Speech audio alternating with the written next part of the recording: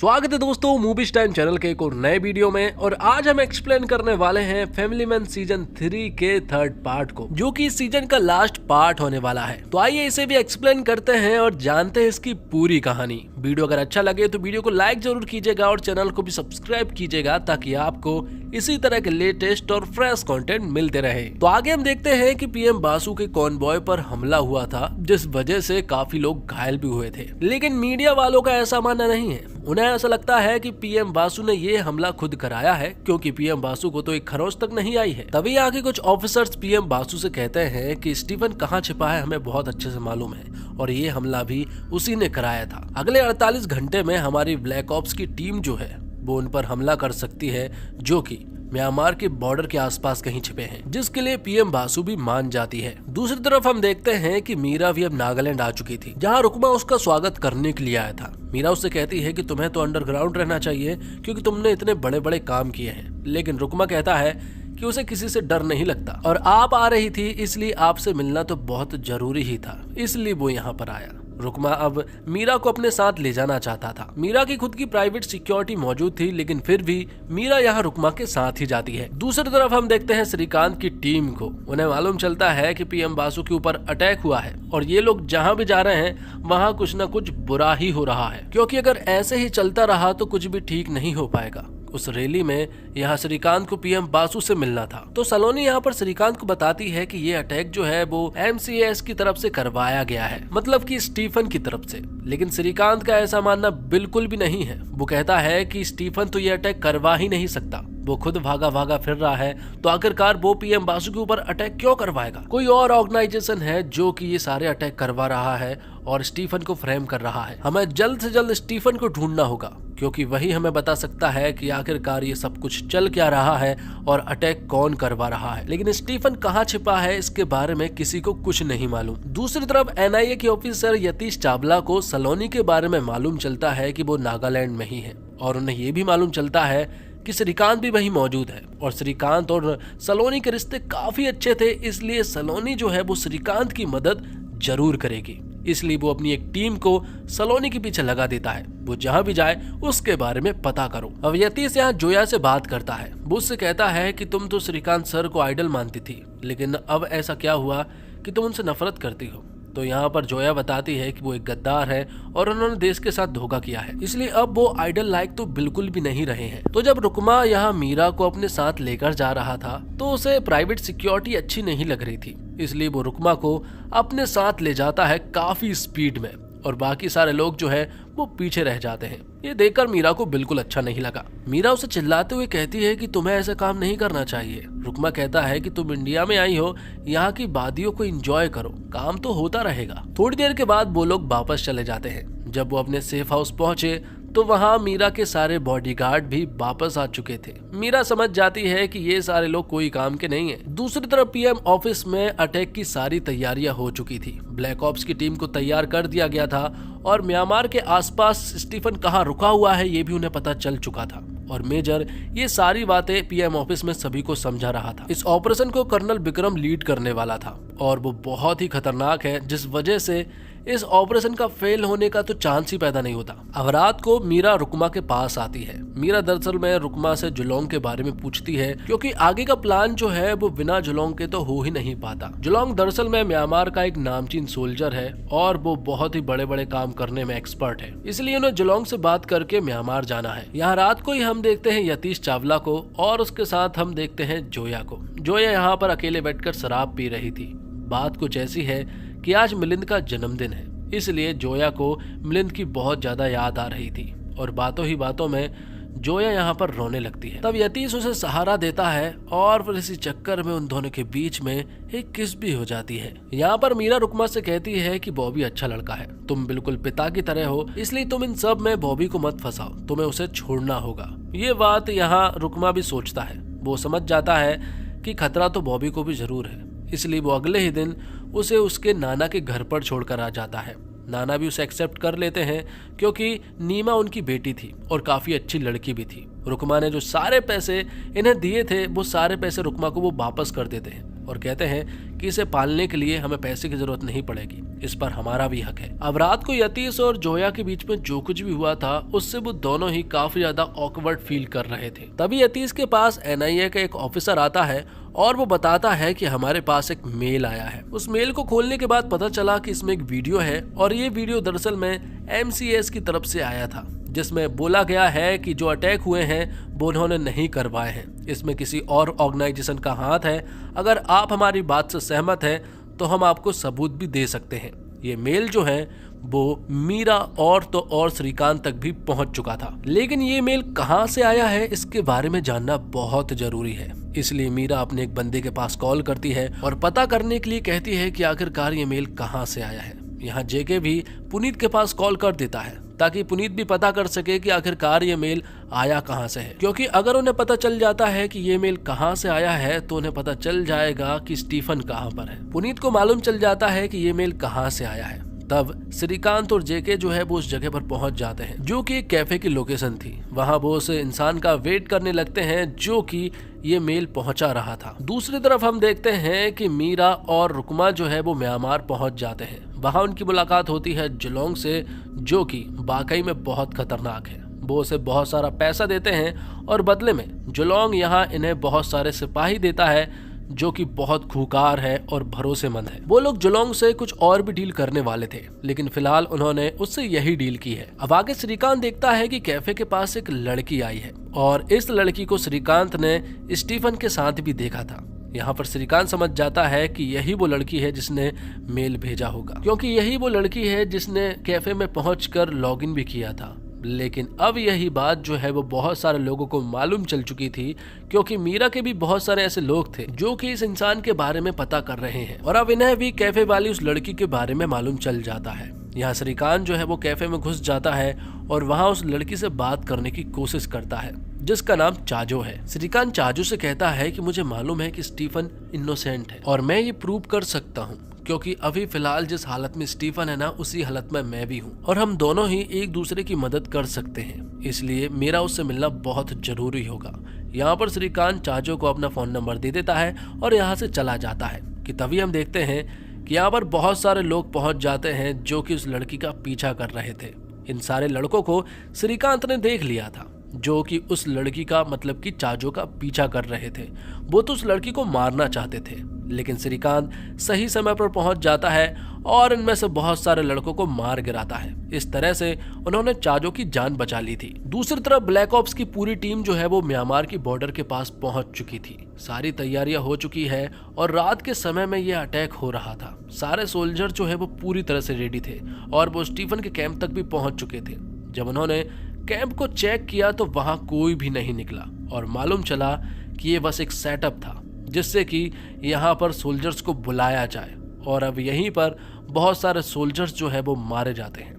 ये देखकर PM बासु पूरी तरह से हैरान रह चुकी थी। दूसरी तरफ हम देखते हैं श्रीकांत को रात को जब वो सो रहा था तभी अचानक से उसे किसी की हलचल सुनाई थी।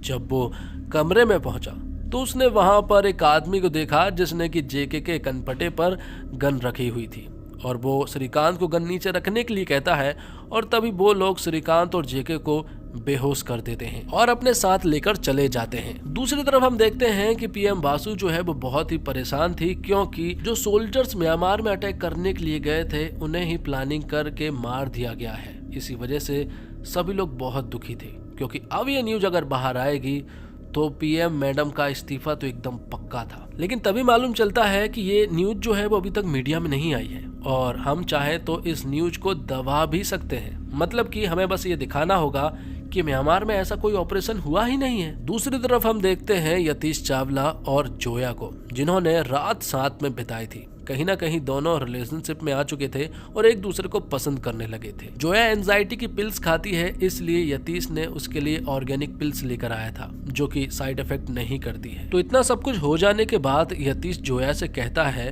कि अब मेरे साथ स्ट्रेंजर्स की तरह बिहेव मत करना, लेकिन जोया कहती है कि दो NIA के ऑफिसर्स आपस में रिश्ते नहीं बना सकते, यही प्रोटोकॉल है, इसलिए हमें ऐसे ही रहना होगा। दूसरी तरफ हम देखते हैं स्टीफन ने श्रीकांत और जेके को बंदी बनाकर एक जंगल के बीचों बीच सुनसान जगह पर लेकर आया था। स्टीफन यहाँ श्रीकांत से पूछता है कि आखिरकार तुम क्या जानते हो। तो यहाँ पर श्रीकांत बताता है कि जिस इंसान ने कुलकर्णी सर और डेविड को मारा है मैंने उसे अपनी आंखों से देखा है, उसका नाम रुकमा है। और रुकमा के बारे में स्टीफन पहले से ही जानता है। वो बताता है कि वो यहाँ का बहुत बड़ा ड्रग डीलर है। स्टीफन कहता है कि अगर रुकमा ने उन्हें मारा है तो आखिरकार मुझे फ्रेम क्यों किया जा रहा है। तब यहाँ धीरे धीरे समझ आता है। श्रीकांत और स्टीफन जब आपस में बात करते हैं तो उन्हें प्रोजेक्ट गुआन यू के बारे में मालूम चलता है, जो कि म्यांमार के फिनिक्स विलेज से ऑपरेट होता है, जिसे जुलोंग संभालता है। और अभी तक नॉर्थ ईस्ट में जितने भी धमाके हुए हैं ना, वो सारे धमाके फिनिक्स विलेज के द्वारा ही किए गए हैं और फ्रेम हमें किया जा रहा है। लेकिन हमारे पास एक फोटोग्राफ है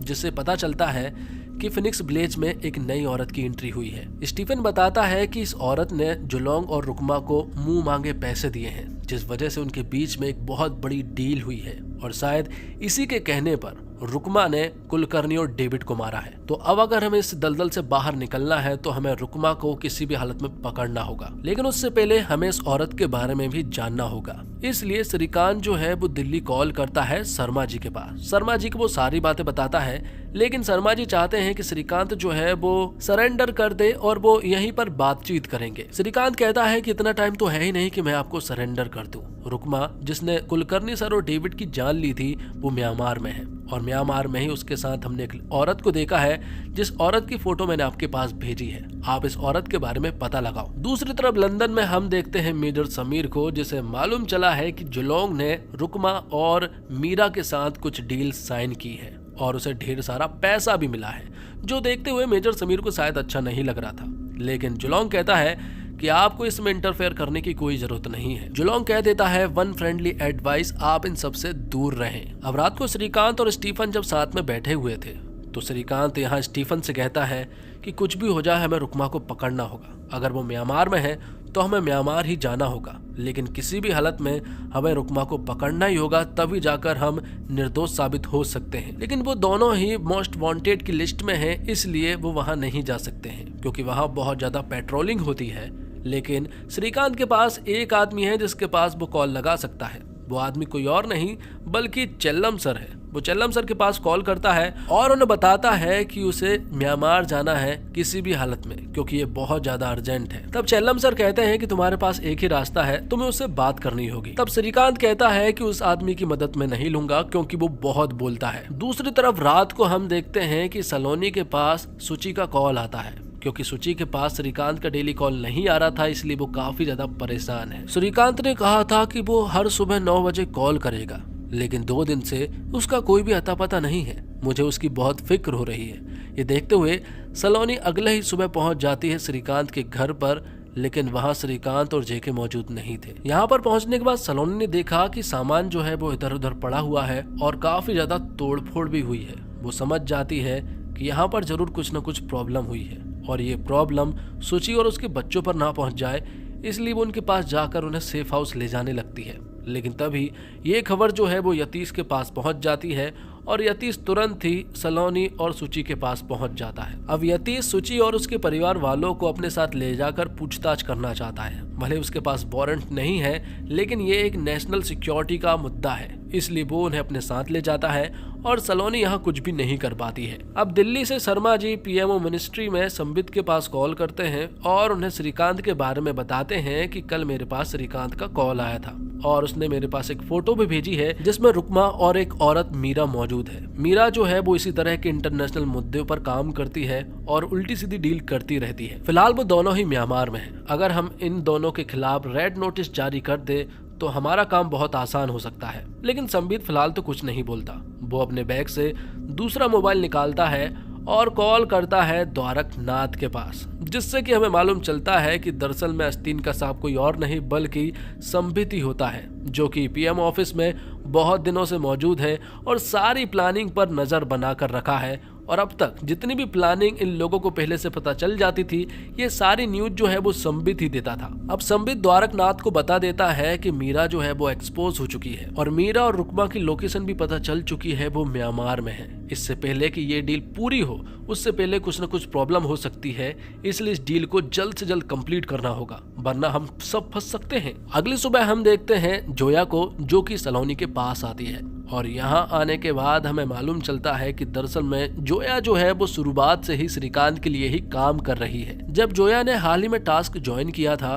तब श्रीकांत ने उससे कहा था कि किसी के ऊपर भी भरोसा मत करना, क्योंकि हमारे अंदर ही कोई गद्दार मौजूद है। इसलिए जोया भी शुरुआत से ही श्रीकांत का साथ दे रही थी। सलोनी यहाँ जोया को बताती है कि तुम्हारी टीम में से ही कोई है जो कि इन अटैकर्स की मदद कर रहा है, क्योंकि अटैक से पहले ही उन लोगों को सब कुछ पता चल जाता है। तब श्रीकांत, स्टीफन और जेके उस आदमी की मदद लेकर उस जगह पर पहुंच जाते हैं जहां से ये लोग म्यांमार बॉर्डर पार करने वाले थे कि तभी यहाँ पर कुछ लोकल पुलिस आ जाती है जो कि इन सभी को अरेस्ट कर लेती है। अब जेल में जेके को बहुत गुस्सा आ रहा था क्योंकि श्रीकांत ने जिसकी मदद ली थी वो यहाँ पर नहीं आया और उसके बदले में वो यहाँ जेल में आ चुके हैं, इसलिए वो बहुत ही उल्टी सीधी गालियां दे रहा था कि तभी यहाँ पर एंट्री होती है एक बहुत बड़े नाम की माइकल की। माइकल जब यहाँ पर आया ना तो सभी लोग बहुत खुश हो जाते हैं और यहाँ हमें माइकल और श्रीकांत के बीच में लव लैंग्वेज देखने को भी मिलती है जो कि पूरी तरह से गालियों से भरी हुई थी। दूसरी तरफ यतीश चावला श्रीकांत की पूरी फैमिली को लेकर एक सेफ हाउस आ जाता है क्योंकि इन लोगों के ऊपर खतरा हो सकता है, इसलिए इन लोगों का यहाँ पर रहना सेफ होगा। कुछ देर में ही एक बैकअप टीम भी आती होगी, तब तक एक पुलिस कांस्टेबल जो है वो यहीं पर मौजूद रहेगा। पर ये बात जोया और सलोनी दोनों को ही मालूम चल चुकी थी और उन्हें समझ नहीं आ रहा था कि आखिरकार यतीश ने श्रीकांत की पूरी फैमिली को उस जगह पर लेकर क्यों गया है। उन्हें यतीश के ऊपर डाउट होने लगता है और वो लोग उस जगह पर भी जाने लगते हैं। दूसरी तरफ श्रीकांत और माइकल की बातों से हमें मालूम चलता है कि दोनों के बीच में बहुत गहरा प्यार है और दोनों ही एक दूसरे को बहुत सालों से जानते आ रहे हैं। माइकल बताता है कि सुब्बू नाम का आदमी तुम्हारी मदद करेगा। जब सुब्बू यहाँ पर आया तो जेके हैरान था क्योंकि ये तो तमिल लग ही नहीं रहा था। यहाँ पर सुब्बू बताता है कि दरअसल में मेरे पिताजी जो है वो मणिपुर के थे और मेरी माँ जो है वो तमिल की थी। अब हमें सुब्बू के बारे में बताया जाता है। सुब्बू बहुत ही टैलेंटेड और इंटेलिजेंट है। उसे यहाँ की बॉर्डर के चप्पा चप्पा के बारे में बहुत अच्छे से मालूम है और तो और सुब्बू को 15-20 लैंग्वेजेस भी आती हैं। अब लंदन से द्वारकनाथ मीरा के पास कॉल करता है और उसे बहुत डांटता है। वो उसे फोटो दिखाते हुए कहता है कि तुम्हारी लोकेशन जो है वो इंडिया तक पहुंच चुकी है और तुम्हारी आइडेंटिटी भी एक्सपोज हो चुकी है। तुम्हारे पास एक ही रास्ता है कि अब तुम्हें उस जगह से निकलना है और अंडरग्राउंड होना है। यहाँ भी आने की कोई जरूरत नहीं है क्योंकि अब तुम प्रॉब्लम में आ सकती हो। ये सारी बातें मीरा ने रुकमा को भी बताई। तब रुकमा ने भी मीरा से यही कहा कि तुम्हारा यहाँ पर रहना सेफ नहीं है, तुम्हें यहाँ से जल्द निकल जाना चाहिए। दूसरी तरफ श्रीकांत की फैमिली को डाउट हो रहा था कि सेफ हाउस जो है वो इस तरह के नहीं होते हैं, कुछ ना कुछ प्रॉब्लम तो जरूर है। इसलिए वो डिसाइड करते हैं कि वो इस जगह से बाहर निकल जाएंगे। खिड़की के द्वारा वो बाहर निकलने की कोशिश करते हैं लेकिन जिसमें अथर्व जो है वो नाकाम रहता है। अब रुकमा म्यांमार में कुछ इंडियन सोल्जर्स से बात करता है। दरअसल में हमें बताया जाता है कि ये वही ब्लैक ऑप्स के सोल्जर्स होते हैं जिन्होंने म्यांमार में स्टीफन के अड्डे पर अटैक किया था, लेकिन प्लानिंग के तहत रुकमा ने इन सारे लोगों को मार दिया था, लेकिन आधे से लोगों को इसने बंदी भी बना लिया था। अब रुकमा ने इन सारे इंडियन सोल्जर्स की वीडियो बनाई और इस वीडियो को सोशल मीडिया प्लेटफॉर्म पर वायरल कर दी। अब ये वीडियो जो है वो पूरी तरह से वायरल हो जाती है जिस वजह से पीएम बासु को अब बहुत सारी प्रॉब्लम हो सकती थी। वहाँ सुब्बू जो है वो श्रीकांत, जेके और स्टीफन को चुपचाप म्यांमार की बॉर्डर को पार कराता है और सही सलामत बॉर्डर पार करवा देता है। दूसरी तरफ हम देखते हैं कि सेफ हाउस में कुछ ही घंटों के बाद बैकअप टीम आने वाली थी, लेकिन वो बैकअप टीम अब जाकर आई है। वो पुलिस वाला इन बंदों के पास जाता है क्योंकि ये बंदे जो है वो कुछ उल्टे सीधे लग रहे थे और तभी यहाँ पर यतीश चावला जो है वो उस पुलिस वाले को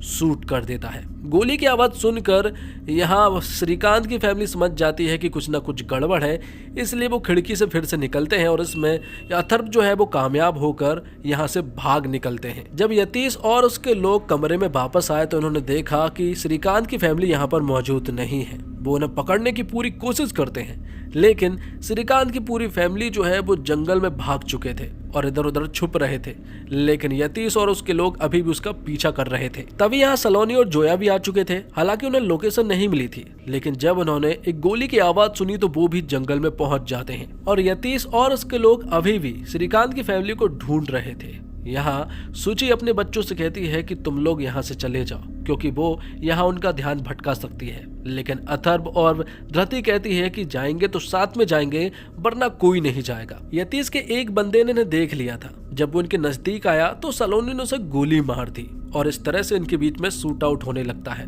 आखिर में यतीश जो है वो सलोनी को भी गोली मार देता है, लेकिन जब यतीश के सामने जोया आई तो जोया को वो शूट नहीं कर पाया, लेकिन जोया ने यह यतीश को शूट कर दिया था, जिससे कि ये सभी लोग सही सलामत थे और जोया इन सभी को लेकर यहाँ से चली जाती है। और यतीश किन लोगों के लिए काम करता है ये हमें बिल्कुल भी नहीं पता है। दूसरी तरफ पूरा इंडिया जो है वो पीएम बासु के इस्तीफे की डिमांड कर रहा था, क्योंकि पीएम बासु ने इंडियन सोल्जर्स के ऑपरेशन की वो बातें छुपाई है और जब उनका वीडियो सामने आ गया है तब भी पीएम बासु कुछ भी नहीं बोल रही थी। तो अब इस सारी चीज को ठीक करने के लिए पीएम बासु अपने लोगों से कहती है कि उसे वो सारे सोल्जर्स वापस चाहिए। इसके लिए अगर जंग भी होती है तो भी चलेगी। दूसरी तरफ म्यांमार में जुलोंग से डील होने के बाद अब यहाँ से मीरा जाने लगती है। यहाँ रुकमा उसे छोड़ने के लिए जाता है और दोनों के बीच में कहीं ना कहीं थोड़ा सा कनेक्शन तो हमने देख लिया था, लेकिन मीरा यहाँ बिजनेस करने के लिए आई थी, इसलिए वो यहाँ से चुपचाप चली जाती है। रुकमा भी उसे नहीं रोक पाया। सुब्बू बॉर्डर पार कराकर श्रीकांत को वहाँ छोड़कर आ जाता है और वापस आ जाता है। यहाँ जोया यतीश के पास जाती है। मालूम चलता है कि यतीश अभी जिंदा है, उसे बस गोली मारी गई थी, लेकिन वो सही जगह पर नहीं लगी थी। जोया यहाँ पर उससे पूछती है कि आखिरकार तुमने ऐसा क्यों किया, तुम अपने देश को कैसे धोखा दे सकते हो। यतीश बताता है कि इस जॉब में बहुत कम पैसे मिलते हैं, अगर इस डील को मैं पूरा कर लेता तो मुझे जिंदगी भर पैसे कमाने की जरूरत नहीं पड़ती। अब जोया उसका स्टेटमेंट रिकॉर्ड करती है ताकि सारी चीजें क्लियर हो जाए। अब म्यांमार में स्टीफन का एक आदमी है जो कि फिनिक्स विलेज में ही रहता है, जिसका नाम तेंजिन है, और उसी ने ये सारी फोटोग्राफ्स स्टीफन के पास भेजी थी। तेंजिन उनकी मदद करता है और बताता है कि आखिरकार सारे सोल्जर्स कहां पर मौजूद हैं और रुकमा कहां पर है, उन्हें फिनिक्स विलेज में कब अंदर घुसना चाहिए। तेंजिन ने ये सारी बातें भी इन सभी लोगों को बता दी थी। अब जोया एनआईए के हेड ऑफिस आती है और वहां सीनियर ऑफिसर से मिलती है। उन्हें वो यतीश चावला के बारे में बताती है, वो उन्हें स्टेटमेंट भी सुनाती है और तो और उसके पास बहुत सारे ऐसे एविडेंस है जिससे कि ये पता लगाया जा सकता है कि श्रीकांत जो है वो पूरी तरह से निर्दोष है। शर्मा जी भी कहते हैं कि श्रीकांत ने आज तक बहुत ही अच्छे से काम किया है और बहुत बार उसने जान पर खेल कर देश को भी बचाया है, लेकिन सीनियर ऑफिसर का कहना यह था कि श्रीकांत जो है वो प्रोटोकॉल को फॉलो नहीं करता है, इसलिए उस पर लगे सारे चार्जेस तो हटा दिए जाएंगे, लेकिन वो जब यहाँ पर आ जाएगा तो हम उससे बात करेंगे। अब शर्मा जी पुनीत और जोया से बात करते हैं और उससे श्रीकांत के बारे में पूछते हैं। श्रीकांत के बारे में वो लोग बताते हैं कि श्रीकांत दरअसल में म्यांमार में है और वो रुकमा को पकड़ने के लिए गए हैं। ये सुनकर शर्मा जी पूरी तरह से हैरान थे कि आखिरकार ये सारी बातें मुझे कैसे नहीं पता है। तो जोया उन्हें बताती है कि दरअसल में श्रीकांत सर किसी पर भी भरोसा नहीं कर रहे थे और उन्होंने कहा था कि हमारे अंदर ही कोई ना कोई गद्दार छिपा है, इसलिए किसी पर भी भरोसा मत करना। लेकिन शर्मा जी को यह सुनकर बड़ा दुख हुआ कि श्रीकांत उन पर भी भरोसा नहीं करता है। दूसरी तरफ फिनिक्स विलेज में जुलोंग जो है वो रुकमा से कहता है कि जितने भी सोल्जर्स को पकड़े हैं तुमने, उनकी जान मत ले लेना और अब से यहाँ पर कोई भी जान नहीं जाएगी, क्योंकि अगर कोई भी जान गई तो जंग निश्चित है और अगर ऐसा हुआ तो ना तो वो तुम्हें बचा पाएगा और ना ही तुम्हारी डील को। अब स्टीफन और उसकी पूरी टीम रेडी थी फिनिक्स विलेज में एंटर होने के लिए। उनके पास हथियार बहुत कम थे और लोग भी बहुत कम थे, लेकिन उन्हें पता है कि कहां पर जाना है। वो सही सलामत फिनिक्स विलेज के अंदर घुस जाते हैं और जैसे ही वो लोग अंदर घुसते हैं कि तभी हम देखते हैं कि ये सभी लोग जो है वो पकड़े जाते हैं, क्योंकि रुकमा ने इन्हें पहले ही नोटिस कर लिया था कि ये अंदर आ रहे हैं। रुकमा कहता है कि मैं तो तुझे कितने दिनों से ढूंढने की कोशिश कर रहा था, लेकिन आज तू खुद ही मेरे घर में आ गया। श्रीकांत तिवारी, आज तो तेरा मरना एकदम पक्का है, लेकिन फिलहाल मैं तुझे नहीं मार सकता। रुकमा कहता है कि तूने मेरी जिंदगी बर्बाद की है, तूने मेरी पत्नी को मारा है। यहाँ पर श्रीकांत तिवारी कहता है कि मैं तेरी कोई पत्नी को नहीं जानता हूँ और अगर तेरी पत्नी मरी भी है तो उसका सिर्फ एक ही इंसान जिम्मेदार है और वो तू खुद है। श्रीकांत यहाँ बिना डरे रुकमा को जवाब दिया जा रहा था। दूसरी तरफ सलोनी पूरी तरह से ठीक थी, उसे हाथ में गोली लगी हुई थी। उसी के बाजू में सुची भी बैठी हुई थी। सुची को श्रीकांत की बहुत टेंशन हो रही है, क्योंकि पहले जब श्रीकांत झूठ बोलता था तो उसकी इतनी फिक्र नहीं होती थी, लेकिन अब जब सच पता है तो उसकी बहुत फिक्र हो रही है। आज जाकर पता चला कि श्रीकांत हमसे झूठ क्यों बोलता था। अगर सच बताता तो शायद हम टेंशन फ्री नहीं रह पाते। दूसरी तरफ हम देखते हैं कि पीएम बासु जो है वो द्वारकनाथ से मिलती है। द्वारकनाथ ने जो प्लानिंग की थी, आज उसकी प्लानिंग सही होती है और अब वो पीएम बासु से एक डिफेंस डील करता है, जिसकी पीएम बासु ने ही पहल की थी। यहीं पर हम संबित को भी देखते हैं जो कि इस डील से बहुत ज्यादा खुश हो रहा था क्योंकि उसे भी बहुत सारा पैसा जो मिलने वाला था। तो फिनिक्स विलेज में पकड़े जाने के बाद अब श्रीकांत, स्टीफन और जेके को जेल में बंद कर दिया गया था। इन लोगों का कहना यह है कि शायद तेंजिन ने धोखा दिया है, लेकिन स्टीफन कहता है कि वो मुझे कभी भी धोखा नहीं दे सकता है क्योंकि वो मेरे साथ सालों से काम करता आ रहा है। दूसरी तरफ हम देखते हैं मीरा को जो कि अंडरग्राउंड हो जाती है, एक ऐसी जगह पर जाती है जहां अब वो पूरी तरह से घोस्ट बन गई है, उसे अब कोई भी नहीं ढूंढ सकता है। अब आगे हम देखते हैं कुछ सोल्जर्स को जो कि फिनिक्स विलेज में अचानक से एंटर होते हैं। ये सारे सोल्जर्स अंदर घुसते ही कुछ सोल्जर्स को मारने के बाद पहुंच जाते हैं स्टीफन के पास। पता चलता है कि स्टीफन ने प्लान बी बनाया था कि अगर वो प्लान ए में कामयाब नहीं हो सके तो प्लान बी काम आएगा। इसी वजह से स्टीफन को ये सभी लोग अपने साथ लेकर जाते हैं। अब श्रीकांत यहाँ पर प्लान बनाता है, उनके पास बहुत कम समय है इसलिए वो प्लान बनाते हैं कि सबसे पहले हम सोल्जर्स को छुड़ाएंगे और मैं जाऊंगा रुकमा के पीछे। जब वो सोल्जर को छुड़ाने के लिए गए तो कर्नल विक्रम जो है वो श्रीकांत के साथ आना चाहता था और जेके और स्टीफन को श्रीकांत ने बॉर्डर पार जाने के लिए कह दिया था। तभी यहाँ पर श्रीकांत और उसके लोग एक बहुत बड़ा धमाका करते हैं जिसके बारे में रुकमा को भी मालूम चल गया था। रुकमा समझ जाता है कि कुछ ना कुछ तो प्रॉब्लम हुई है जिस वजह से वो भी बाहर आ जाता है। रुकमा को मालूम चलता है कि सारे सोल्जर्स गायब है और श्रीकांत भी गायब है और तो और बैकअप टीम में आने में भी थोड़ा टाइम लगेगा। जुलोंग भी जल्दी वहां पर पहुंचता होगा, लेकिन उससे पहले यहाँ रुकमा को इन लोगों से बचना था। श्रीकांत के पास बहुत कम टाइम था, इसी वजह से वो डायरेक्ट रुकमा को ढूंढने के लिए निकल पड़ता है। वहाँ रुकमा भी पूरी तरह से रेडी था। इन दोनों के बीच में जमकर गन फाइट होती है। तभी समय हो जाता है यहाँ से निकलने का क्योंकि बैकअप टीम आती ही होगी। कर्नल विक्रम यहाँ श्रीकांत से कहता है कि सभी लोग निकल चुके हैं, अब बस हम दोनों ही बचे हैं। अगर 5 मिनट के अंदर हम यहाँ से नहीं निकले तो हम मारे जाएंगे। श्रीकांत मान जाता है, लेकिन जब कर्नल विक्रम ने पलट कर देखा तो श्रीकांत वहां मौजूद नहीं था। इसी वजह से यहाँ कर्नल विक्रम को अकेले ही जाना पड़ता है। दूसरी तरफ यहीं पर रुकमा और श्रीकांत के बीच में जमकर फाइट होती है। रुकमा बहुत अच्छे से जानता है कि अगर वो श्रीकांत से बचा तो जुलोंग उसे मार देगा और अगर यहाँ पर ठीक से फाइट नहीं की तो उसका मरना तो एकदम तय है। उनके बीच में जमकर फाइट होती है, दोनों को ही एक एक गोली लग चुकी थी और फिर यहाँ रुकमा मौका देखकर यहाँ से भागने में कामयाब हो चुका था। श्रीकांत उसका पीछा तो करता है, लेकिन श्रीकांत को भी एक गोली लगी हुई थी जिस वजह से वो कार को भी ठीक ढंग से ड्राइव नहीं कर पा रहा था और बस उसकी आंखें जो है वो बंद हुई जा रही थी। दूसरी तरफ जेके और सारे सोल्जर्स जो हैं वो बॉर्डर पार करके इंडिया पहुंच चुके थे और यहाँ रुकमा को गोली जरूर लगी थी, लेकिन वो यहाँ से भागने में कामयाब हो चुका था। दूसरी तरफ हम देखते हैं मीरा को जो कि अंडरग्राउंड हो चुकी थी। तभी हम देखते हैं मेजर समीर को जो कि मीरा को ढूंढ लेता है और उसने उसे निशाना भी बना लिया था। मेजर समीर ने गोली तो चलाई है, लेकिन हमें ये नहीं बताया गया कि मीरा मर गई है या फिर जिंदा है। दूसरी तरफ श्रीकांत तिवारी जीप चलाते चलाते आंखें बंद हो जाती है जिससे कि उसका एक्सीडेंट हो जाता है।